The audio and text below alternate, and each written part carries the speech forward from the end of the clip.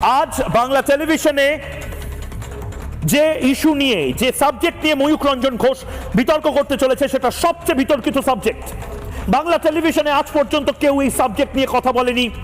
বাংলা টেলিভিশনে আজ পর্যন্ত কেউ কাটাছেঁড়া করেনি এই সাবজেক্ট নিয়ে। এই সাবজেক্ট নিয়ে কথা বলতে গেলে হয়তো আগুনে হাত জ্বলে যেতে পারে, কিন্তু আমাকে এই সাবজেক্ট নিয়ে কথা বলতে হবে।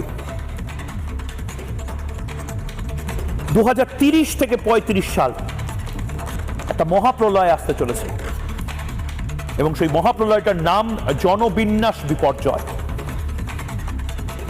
যারা রাজনৈতিক বিশ্লেষক তারা বলছেন 2030 থেকে শুরু হবে, 2035-এর মধ্যে আমার আপনার পশ্চিমবঙ্গ হয়তো ইসলামিক স্টেট অফ বাংলাদেশ বলে বৃহত্তর কোনো বাংলাদেশের অংশ হলেও হয়ে যেতে পারে।